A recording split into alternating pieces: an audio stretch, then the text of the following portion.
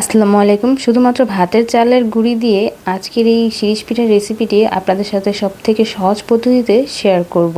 তার জন্য প্রথমে আমি এখানে ভাতের চালের গুঁড়ি নিয়ে নিয়েছি, অর্থাৎ সেদ্ধ চালের গুঁড়ি। তো তার ভিতরে নর্মাল পানি দিয়ে এভাবে করে মথে নিতে হবে। পরিমাণ মতো পানি এখানে দিতে হবে, কোনো লিমিট নেই।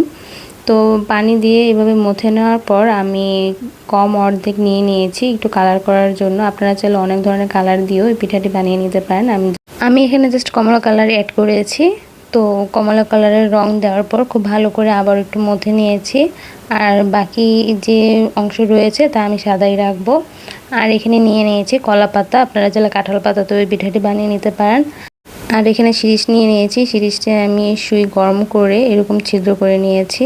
প্রথমে সাদা কালারের মিশ্রণটি আমি শিরিষে ভরে জাস্ট এভাবে ঘুরিয়ে দিয়ে দিয়েছি, তারপর দিয়ে দিয়েছি কমলা কালারের মিশ্রণটি। এভাবে করেই কিন্তু আপনারা পিঠাগুলো আস্তে আস্তে বানিয়ে নেবেন। আর এই পিঠাগুলো বানানো একদমই সহজ, জাস্ট এভাবে সোজা একটু ঘুরিয়ে নিলেই এই পিঠাটি হয়ে যায়। আর খুব বেশি ভারী করতে যাবেন না, একটু পাতলা পাতলা হলেই কিন্তু এই পিঠাটি খুব সুন্দরভাবে ফুলে আর দেখতেও সুন্দর লাগে।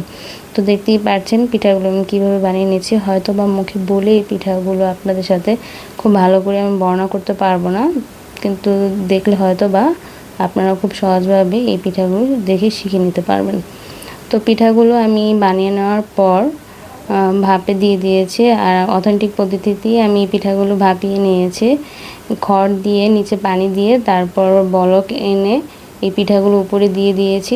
তারপর পিঠাগুলোকে খুব ভালো করে সেদ্ধ করে নিয়েছি। আর পিঠাগুলো সেদ্ধ হয়ে গিয়েছে কিনা তা বোঝার উপায় হচ্ছে উপর থেকে অনেকটাই স্বচ্ছ কালার চলে আসবে, তখন এই পিঠাগুলোকে নামিয়ে নিতে হবে। তো এক এক করে আমি বাকি সবগুলো পিঠাই কিন্তু সেদ্ধ করে তারপর রোদে দিয়ে দিয়েছি। রোদে 2-3 দিন শুকালেই খাওয়ার জন্য একদম রেডি হয়ে যাবে। জাস্ট আপনারা গরম তেলে পিঠাগুলো যখন তখন ভেজে খেতে পারবেন। আর পিঠাগুলো কিন্তু 1 বছর পর্যন্ত সংরক্ষণ করে রাখতে পারবেন, একটু নষ্ট হবে না। তো ভালো লাগলে অবশ্যই কিন্তু আমার ভিডিওতে লাইক দিয়ে আমার পাশে থাকবেন। সবাই খুব বেশি ভালো থাকবেন। আল্লাহ হাফেজ।